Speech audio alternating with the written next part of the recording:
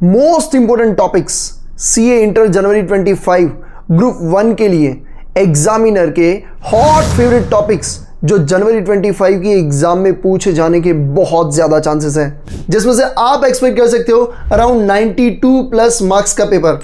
ये चीजें आपको हर हाल में करके जानी और इसमें से एक भी चीज आपको छोड़ना नहीं है। काफ़ी सारे स्टूडेंट्स बोलेंगे कि भैया एमसीक्यू के लिए बताओ और डिस्क्रिप्टिव के लिए अलग अलग बताइए, तो वो डिटेल एनालिसिस मैं आपको टेलीग्राम पे शेयर कर दूंगा डे बिफोर एग्जाम। लिंक आपको कमेंट डिस्क्रिप्शन बॉक्स में मिल जाएगी।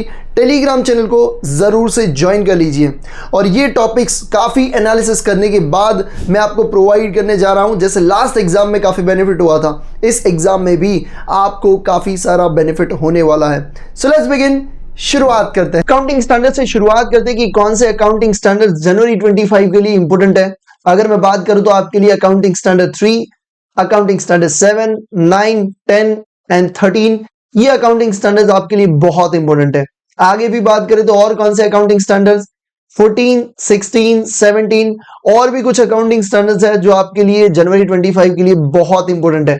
काफी सारे स्टूडेंट्स को ऐसा लग सकता है कि भैया आपने पूरे अकाउंटिंग स्टैंडर्ड्स बता दिए कि हमें पूरा अकाउंटिंग स्टैंडर्ड करना है, उसमें से एक स्पेसिफिक पार्ट अगर बता देते कि कौन सी चीज पे क्वेश्चन आने के चांसेस है तो हमारे लिए और इजी हो जाता। तो उसके लिए हमने बना दिए है आपके लिए 100 to 120 most important question and answers की लिस्ट, जिसमें से आप एक्सपेक्ट कर सकते हो अराउंड 70 मार्क्स का पेपर। आप पास के स्टूडेंट के रिव्यूज देख सकते हो लास्ट के 4 अटेम्प्ट्स के, और काफी सारे स्टूडेंट्स को ये बेनिफिट हुआ है। लिंक आपको कमेंट डिस्क्रिप्शन बॉक्स में मिल जाएगी, उस पर क्लिक करिए एंड अभी के अभी एनरोल करिए। आपको अभी के अभी इमीडिएटली एक्सेस मिल जाएगा और आप अपनी पढ़ाई को शुरू कर सकते हो। ये 100 to 120 क्वेश्चंस आपके लिए इनफ है। अगर आप एडवांस अकाउंट्स में एग्जामिशन प्लान कर रहे हो तो आपको इसमें से एक भी क्वेश्चन आपको मिस नहीं करना है। तो बहुत बढ़िया क्वेश्चन सिलेक्ट किए हैं। जब मैं पेपर खत्म होने के बाद टेलीग्राम पे रिव्यू शेयर करूं तब ऐसा नहीं होना चाहिए कि यार लिंक सामने थी, काश क्लिक कर लिया होता तो आज बात ही कुछ अलग होती। तो अभी भी टाइम है, एक दिन में आप इजीली क्लियर कर सकते हो और इसमें से एक भी क्वेश्चन आप मिस नहीं कर सकते हो। आगे बात करते हैं कि कौन से एज आपके लिए इंपॉर्टेंट है। अगर मैं बात करूं तो यहाँ पे 14, 16, 17 के बाद अगर हम बात करें 19, 20, 21, इसके साथ साथ 25, 28 एंड 29, ये जो मैंने लिस्ट बताया ये लिस्ट में से ही आपको मैं कहूंगा 99.99% यहीं से आपको एएस के क्वेश्चंस मिल जाएंगे। इसके बाहर जाने की जरूरत नहीं पड़ने वाली, ठीक है।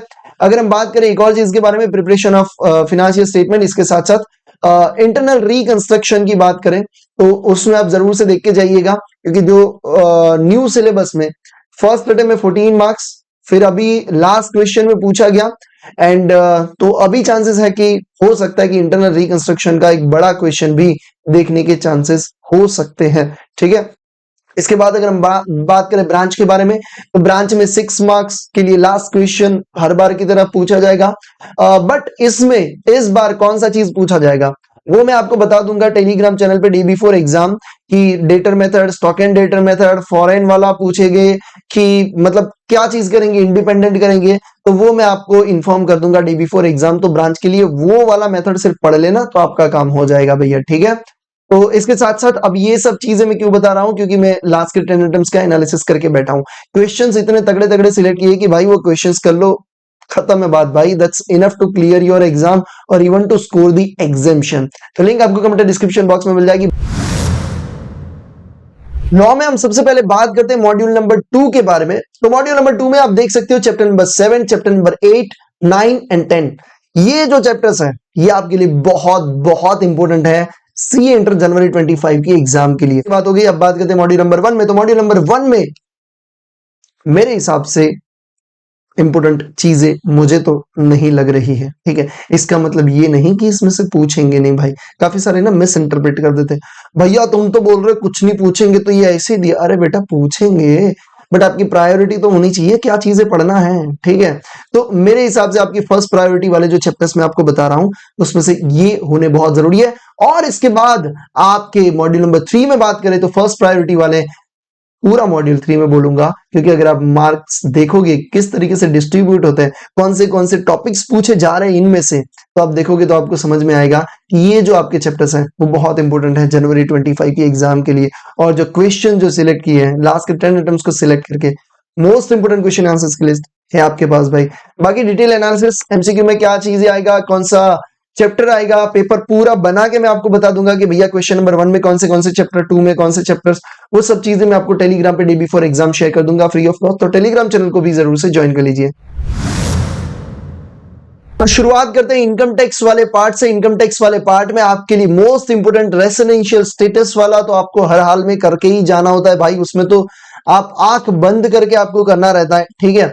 अगर मैं बात करूं कि कौन से हेड पूछे जाने के चांसेस है इस बार के लिए जनवरी 25 के लिए, तो आप जरूर से एचपी को करके जाइए, हाउस प्रॉपर्टी को। इसके साथ साथ पीजीबीपी का तो भैया आपका जो मेन क्वेश्चन होता है उसमें काफी सारी चीजें होती है, तो वो तो आपको करना ही रहता है।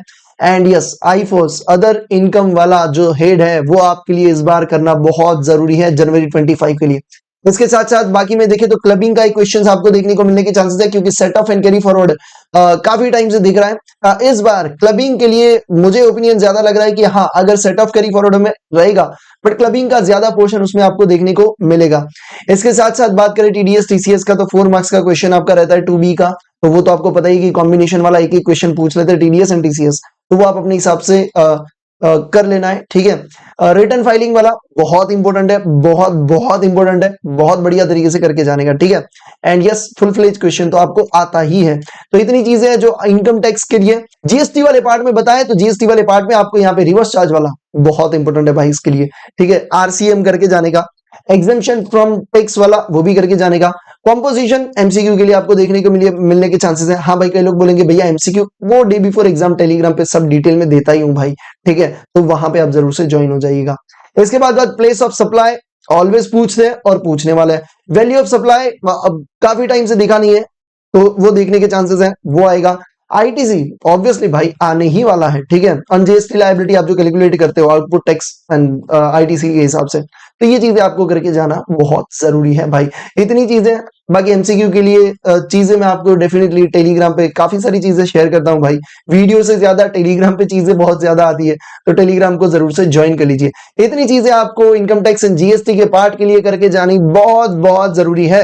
एंड अगर आप कोई भी रिस्क नहीं लेना चाहते, एग्जामिनेशन स्कोर करना ही है भाई, तो 100 to 120 मोस्ट इंपोर्टेंट क्वेश्चन की लिस्ट है आपके पास, लिंक आपके सामने है। Take decision right now. अभी के अभी एक्सेस मिलेगा तुमको, अभी के अभी, और पढ़ाई भी अभी शुरू हो जाएगी। आई होप ये वीडियो आपको काफी हेल्पफुल लगे। Thank you so much. जय हिंद।